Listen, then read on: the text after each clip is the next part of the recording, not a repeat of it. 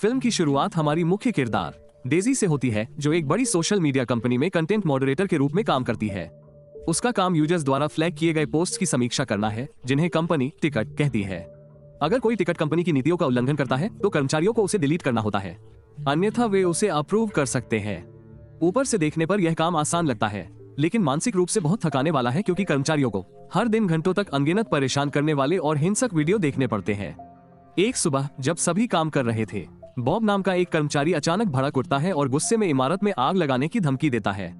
एक नया कर्मचारी पॉल ये सुनकर चिंतित हो जाता है, लेकिन डेजी उसे आश्वस्त करती है कि यह बॉब का सामान्य व्यवहार है और यह बस तनाव से निपटने का उसका तरीका है। और उस बेवकूफ ने सच में ऐसा कर दिया। हर कोई गुदा मैथुन के लिए दीवाना है। कोई है यहाँ? इसके बाद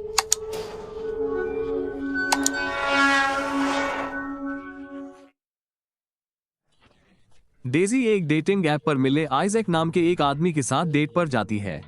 वो अपनी दयनीय नौकरी के बारे में बताती है और स्वीकार करती है कि वो इसे केवल इसलिए कर रही है क्योंकि उसके पास कोई और विकल्प नहीं है। डेजी यह भी बताती है कि उसका सपना नर्स बनने का था और उसने परीक्षा भी दी थी, लेकिन पास नहीं हुई। आइजैक उसे अपने सपने को पूरा करने के लिए प्रोत्साहित करता है और उनकी डेट अंतरंगता के साथ समाप्त होती है। अगली सुबह डेजी को उसकी सुपीरियर जॉय बुलाती है और उसे एक वीडियो डिलीट करने के लिए डांटती है, जिसमें एक महिला 20 मंजिल से गिर जाती है और उसका सिर फट जाता है। डेजी बताती है कि यह बेहद परेशान करने वाला था, लेकिन जॉय बताती है कि वीडियो एक नई साइट से जुड़ा था और उनकी कंपनी को कानूनी कार्रवाई का सामना करना पड़ सकता है। डेजी को उस बेचारी महिला के लिए बुरा लगा, लेकिन जॉय उसे डांटती है और स्पष्ट करती है कि उसका काम दिशानिर्देश बनाना नहीं, बल्कि उनका पालन करना है। उसी रात जब डेजी घर पर आराम कर रही होती है, एक पड़ोसी आता है और उससे अपनी बेटी वायलट की देखभाल करने के लिए कहता है। वो मान जाती है और जब वायलट आती है तो डेजी देखती है कि छोटी बच्ची रेडिट का इस्तेमाल कर रही है, जिससे वो चिंतित हो जाती है। बच्ची के विचलित करने वाली सामग्री के संपर्क में आने के डर से डेजी उससे फोन दूर रखने को कहती है और साथ में फिल्म देखने का सुझाव देती है, जिस पर वायलट खुशी खुशी मान जाती है। अगले दिन काम पर डेजी अपनी सहकर्मी एवा से बात करती है और उसे बताती है कि उसे अचानक एक एहसास हुआ। वो कहती है कि भले ही उनका काम दुखद है, फिर भी यह लोगों की रक्षा करता है और वे विचलित करने वाली सामग्री देखते हैं ताकि बच्चों को ऐसा न करना पड़े। बाद में जब डेजी अपना काम फिर से शुरू करती है तो उसे नेल्ड इट शीर्षक वाला एक वीडियो दिखाई देता है, जिसमें एक महिला बिस्तर पर लेटी हुई है।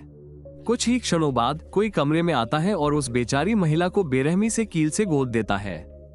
इस भयावह दृश्य से डेजी को इतना गहरा सदमा लगता है कि वो तुरंत बेहोश हो जाती है।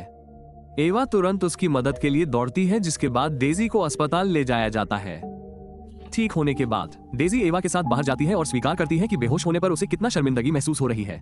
एवा उसे दिलासा देती है कि ऐसा दूसरे कर्मचारियों के साथ भी होता है और उसे काम से कुछ समय का ब्रेक लेने का सुझाव देती है। उस रात डेजी को नेल वीडियो की याद सताती रहती है और उसे नींद नहीं आती।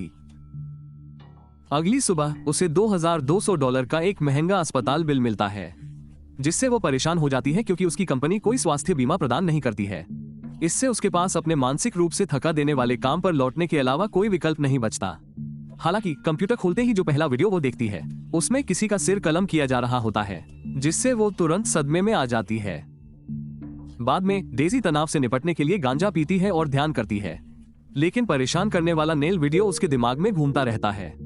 इसलिए परेशान महिला जॉय के पास जाती है और के लिए पुलिस में वीडियो की रिपोर्ट करने के लिए यातना और हमले। हालांकि जॉय उसकी चिंताओं को ये कहकर खारिज कर देती है कि वीडियो बनाया गया हो सकता है और सहमति से बनाया गया हो सकता है। वो चेतावनी देती है कि अगर वे पुलिस के पास जाते हैं और बाद में गलत साबित होते हैं तो इससे कंपनी के लिए गंभीर कानूनी समस्याएं पैदा हो सकती है। डेजी और विरोध करने की कोशिश करती है, लेकिन जॉय उसे सलाह देती है कि अगर वीडियो उसे इतना ज्यादा प्रभावित कर रहा है तो वह किसी काउंसलर से मिले। मिलने के बाद कंपनी के काउंसलर से मिलता है। अपने सहकर्मी की शिकायत। काउंसलर उसे बीच बीच में आराम करने और मन को शांत करने के लिए किसी किताब में रंग भरने की सलाह देता है, लेकिन बॉब हाल ही में देखे गए कुछ परेशान करने वाले दृश्यों के बारे में बताता है और सवाल करता है कि क्या किसी किताब में रंग भरने से वे तस्वीरें उसके दिमाग से मिट जाएंगी। वो तर्क देता है कि काउंसलर को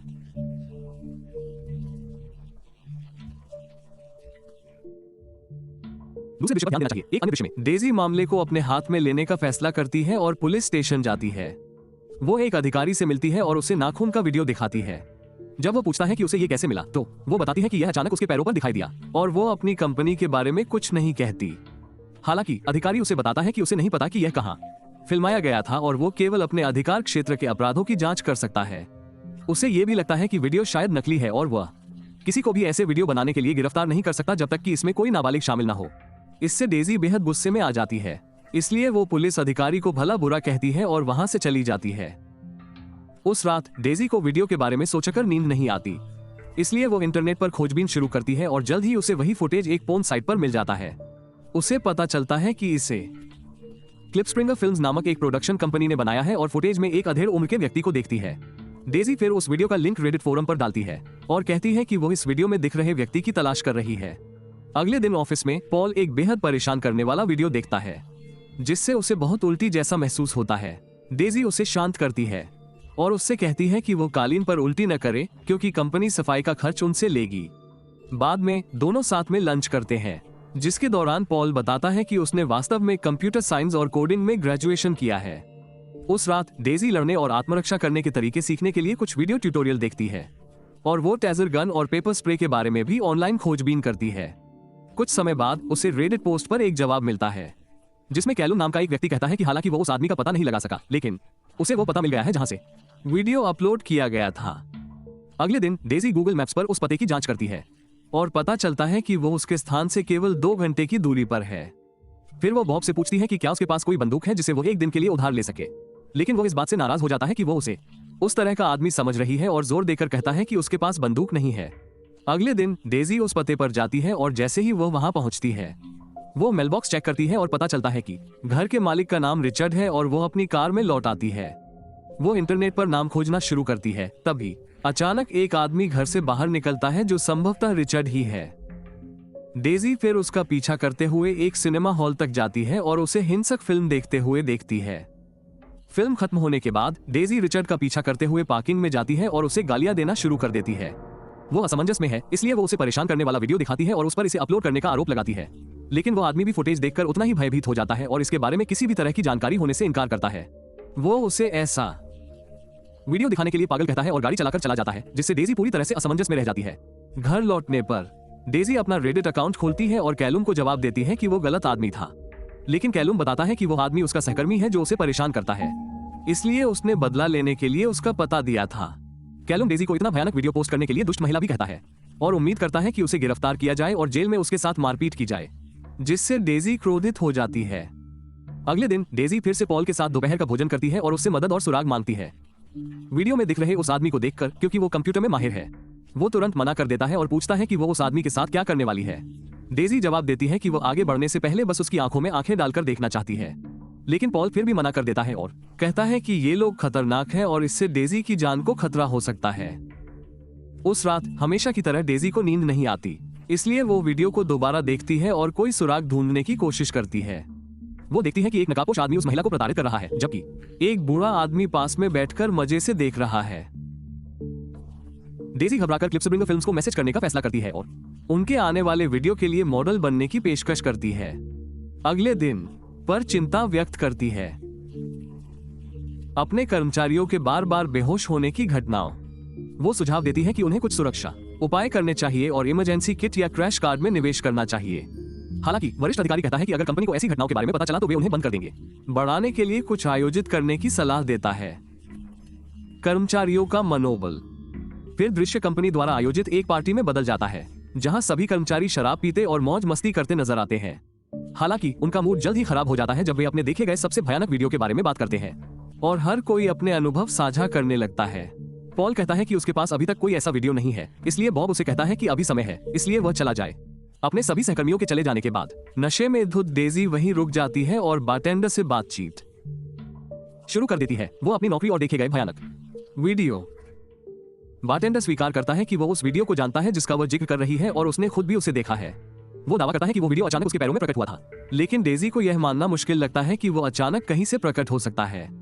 फिर दोनों बाहर मौज मस्ती करने चले जाते हैं। इस दौरान डेजी उसकी बेल्ट उतार देती है, लेकिन चीजें तब एक अजीब मोड़ लेती हैं जब वो कहती है, ठीक है, अब क्या करें, रुको।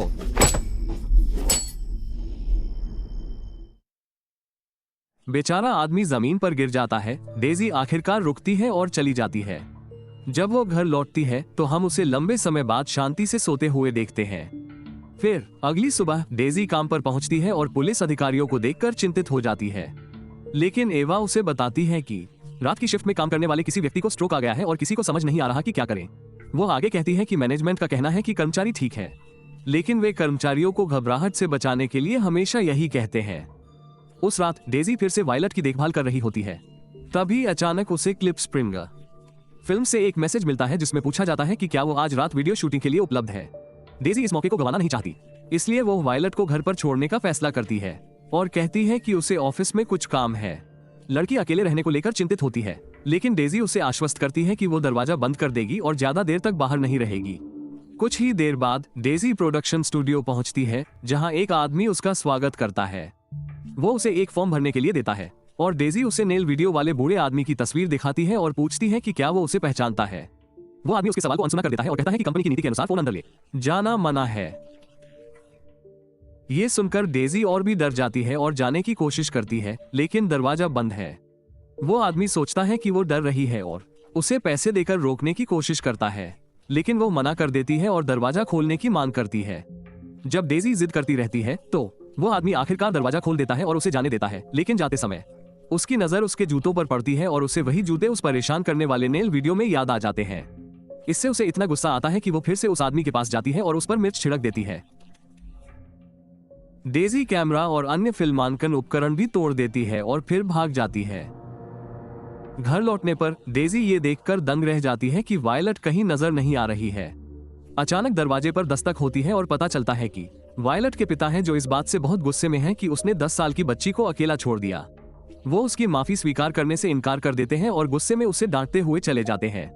अगले दिन डेजी ने इसहाक को फोन किया, जिसे वो महीनों से नजरअंदाज कर रही थी, और उससे मिलने का अनुरोध किया। वो जल्द ही उसके घर पहुंच गई, जहां इसहाक ने उसे नर्सिंग की पढ़ाई में मदद की। बाद में जब वे बिस्तर पर थे तो पड़ोसी के दीवार पर हथौड़ा मारने की आवाज से उसका ध्यान लगातार भटक रहा था। शोर ने उसे जल्द ही उत्तेजित कर दिया, जिससे वो अचानक आपा खो बैठी। उसने गुस्से में दीवार पर मुक्का मारा और पड़ोसी को कोसने लगी, जिससे इसहाक डर गया।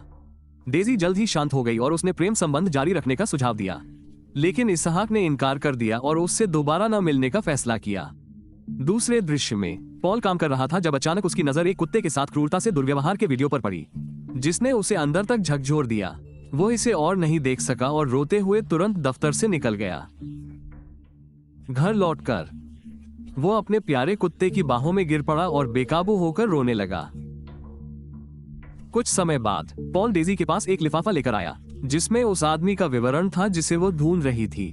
वो यह नहीं जानना चाहता था कि वो इसका क्या करने की योजना बना रही है, लेकिन उससे कहा कि वो दुखी ना हो। घर लौटने पर डेजी ऑनलाइन खोज करती है कि मानव ऊतक कैसा महसूस होता है और उसे पता चलता है कि यह गोमांस जैसा होता है।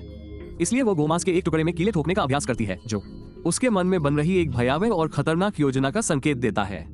अगले दिन बॉब काम कर रहा होता है जब उसे एक ऐसा फुटेज मिलता है जो उसे चौंका देता है। बाद में वो डेजी को बारटेंडर पर उसके द्वारा किए गए क्रूर हमले का वीडियो दिखाता है।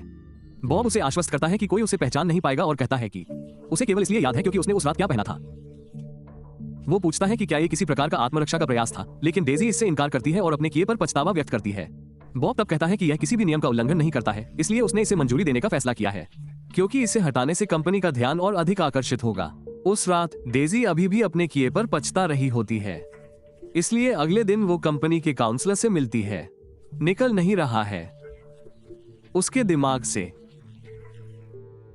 काउंसलर उसे आश्वस्त करता है कि ऐसे मामलों में लोग अक्सर मदद करते हैं। डेजी में हीरो बनने की चाहत पैदा हो जाती है और वो पीड़ित के बजाय बदला लेने और खलनायक पर ध्यान केंद्रित करती है। लेकिन उसे यकीन है कि वीडियो में दिख रही महिला भी शायद उसी तरह उस आदमी को तड़पाना चाहती थी, जैसे वो खुद तड़पी थी। यह महसूस करते हुए कि वो अब और ऐसा नहीं कर सकती, डेजी जॉय को बताती है कि वो नौकरी छोड़ रही है, लेकिन जॉय उसे बताती है कि उसके कर्मचारी अनुबंध के अनुसार इस्तीफे से पहले 2 सप्ताह का नोटिस देना आवश्यक है। डेजी मान जाती है और अगले कुछ दिनों में वो अपनी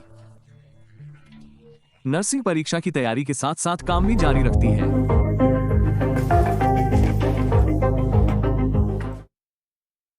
वो एक सूप किचन में स्वयंसेवा करती है और काम के दौरान भी अपनी पढ़ाई पर ध्यान देती है। 2 सप्ताह बीत जाने के बाद डेजी आखिरी बार काम से छुट्टी लेती है और अपने जीवन का एक नया अध्याय शुरू करने के लिए निकल जाती है। फिर दृश्य कई दिनों बाद का दिखाया जाता है, जहां डेजी ने अपनी नर्सिंग परीक्षा पास कर ली है और एक साक्षात्कार के लिए अस्पताल पहुंचती है। साक्षात्कार के दौरान वो अपने पिछले काम से मिले अनुभवों को साझा करती है। और अचानक कहती है कि वो चुपचाप बैठे रहने और कुछ न करने के बजाय दुनिया को बदतर बनाना पसंद करेगी। ये सुनकर साक्षात्कारकर्ता भ्रमित हो जाता है, लेकिन डेजी समझाती है कि बुरी चीजें तो होती ही है और कभी कभी किसी बुरी चीज को रोकने का एकमात्र तरीका दूसरी बुरी चीज से ही होता है।